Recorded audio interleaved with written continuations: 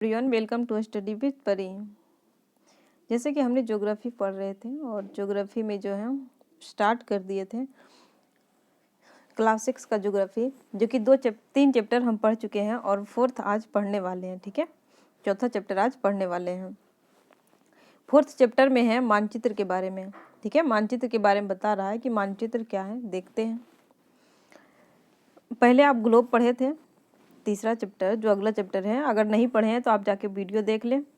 Globe के महत्व के बारे में जो है पढ़ चुके हैं हम लोग। ठीक है, ग्लोब के अध्ययन की कुछ सीमाएं होती है। जब हम पूरी पृथ्वी का अध्ययन करना चाहते हैं तब ग्लोब हमारे लिए काफ़ी उपयोगी साबित होता है। ठीक है, जैसे कि हम पढ़े हैं ये चैप्टर 3 में।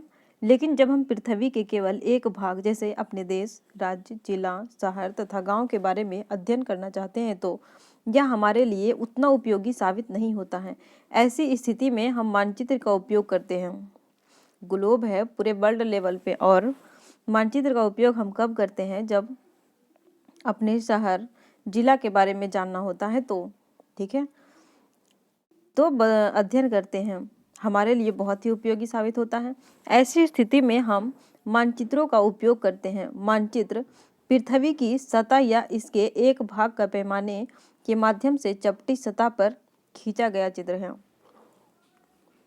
कहता है इसके एक भाग का पैमाने के माध्यम से चपटी सतह पर खींचा गया चित्र है। लेकिन एक गोलाकार सतह को पूरी तरह से चपटा करना असंभव है। गोलाकार सतह को जो है पूरी तरह से चपटा करना असंभव है। मानचित्र हमारी विभिन्न जरूरत के आवश्यक है, बहुत विभिन्न जरूरतों के लिए जो है ना आवश्यक है। कुछ मानचित्र एक छोटे से क्षेत्र को एक बहुत कुछ एवं कुछ तथ्यों को दर्शाता है। दूसरे मानचित्र में एक बड़ी किताब की तरह तथ्य हो सकते हैं।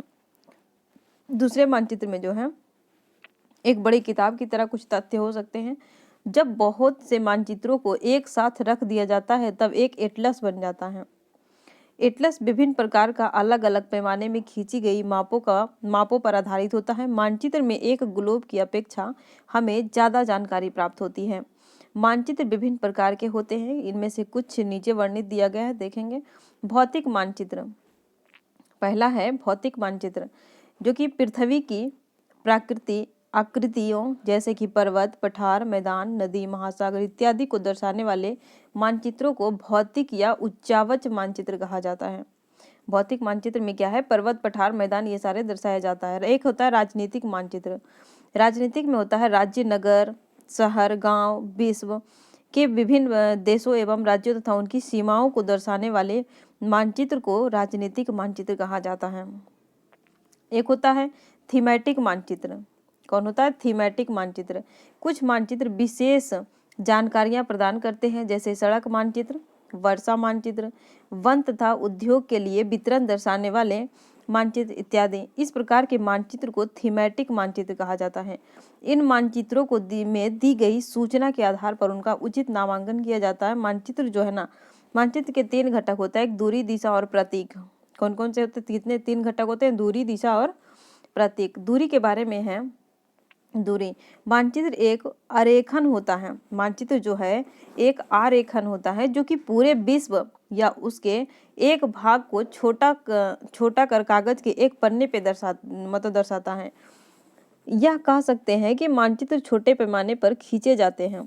मानचित्र जो है छोटे पैमाने पर खींचे जाते हैं, लेकिन इसे इतनी सावधानी से छोटा किया जाता है ताकि स्थानों के बीच की दूरी वास्तविक रहे।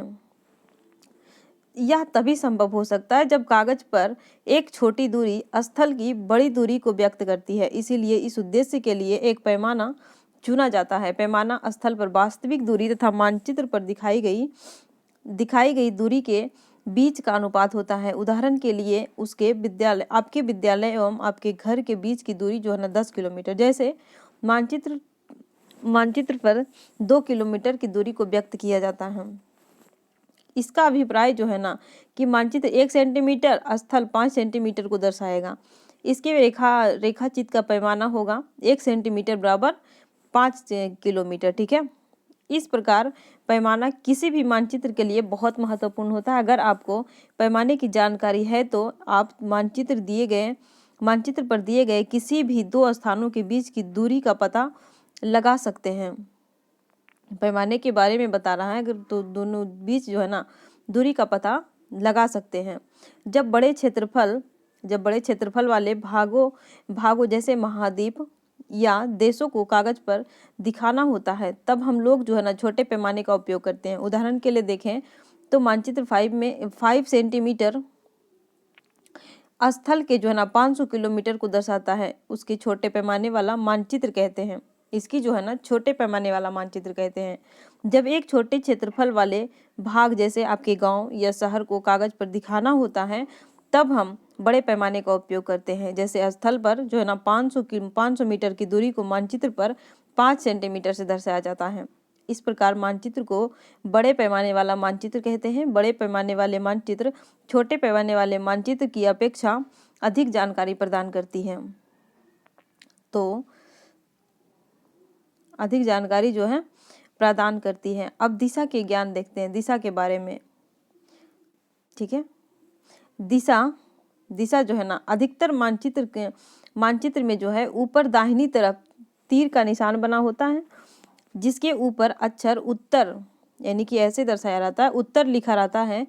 यह तीर का निशान उत्तर दिशा को इंगित करता है, उसे उत्तर रेखा कहा जाता है। जब आप उत्तर के बारे में जानते हैं तब आप दूसरी दिशाओं जैसे पूर्व, पश्चिम तथा दक्षिण के बारे में पता लगा सकते हैं।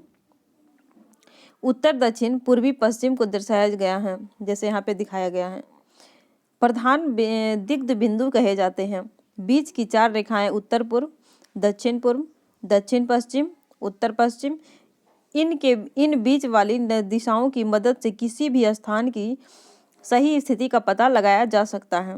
जैसा कि आप देख रहे होंगे यहाँ पे है ना, ये हो गया उत्तर, दक्षिण, पूरब, पश्चिम। ये उत्तर पूरब है, उत्तर पश्चिम है, दक्षिण पश्चिम है, दक्षिण पूरब है, जैसा कि अभी पढ़े हैं।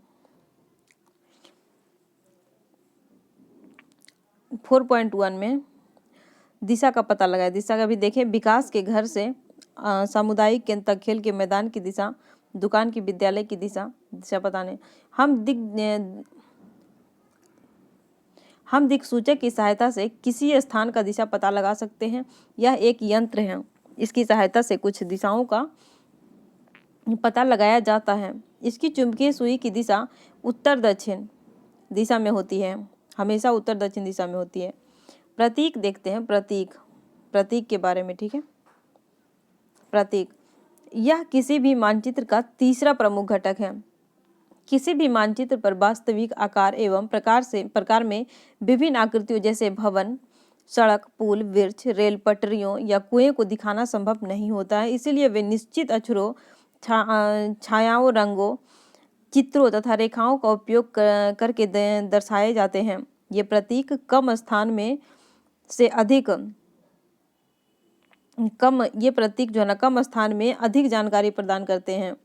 इन प्रतीकों के इस्तेमाल के द्वारा मानचित्र को आसानी से खींचा जा सकता है तथा इसका अध्ययन करना आसान होता है। अगर आप एक क्षेत्र की भाषा को नहीं जानते हैं तथा आप किसी से दिशाओं के बारे में नहीं पूछ सकते, तब आप इन चिन्हों का सहायता जो है ले सकते हैं। जैसे कि यहाँ पे दर्शाया जा रहा है, रेलवे लाइन का चिन्ह कौन कौन सा हो सकता है। देखिए, रेलवे लाइन है, बड़ी लाइन है, इस तरह होता है बड़े रेलवे लाइन, और मीटर लाइन, रेलवे लाइन। देखिए यहाँ पे रेलवे स्टेशन इस तरह से होगा चिन्ह, और सड़क ऐसे होता है। अब पक्की और कच्ची सड़क देखिए इस टाइप का होता है। सीमा जो है ना इस तरह का होता है, अंतर्राष्ट्रीय होता है इस सीमा का।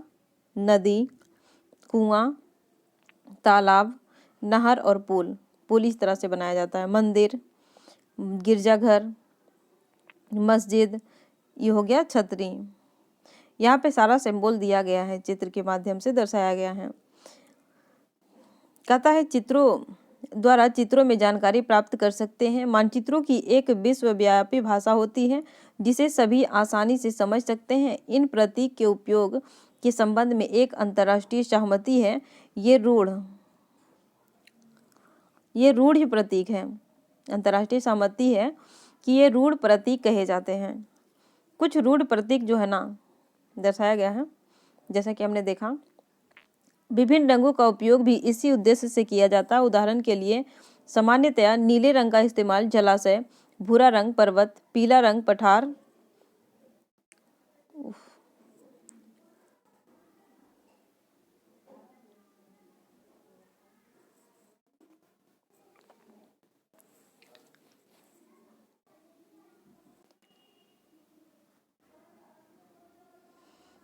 हाँ तो सॉरी, नीला रंग पठार, पीला रंग पठार जो है ना हरा रंग मैदान को दर्शाने के लिए किया जाता है। अब रेखा चित्र के बारे में देखते हैं।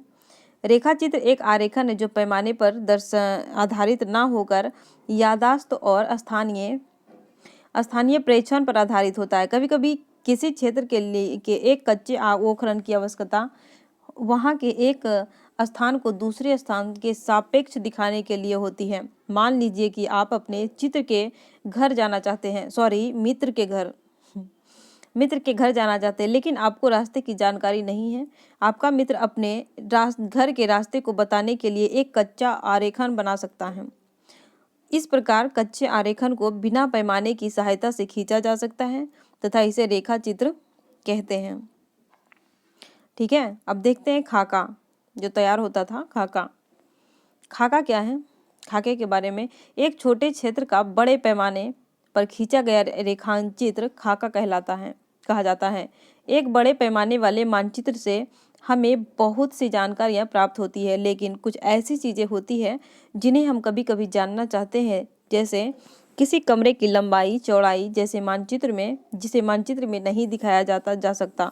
उस समय हम लोग बड़े पैमाने वाला एक रेखाचित्र खींच सकते हैं जिसे खाका कहते हैं।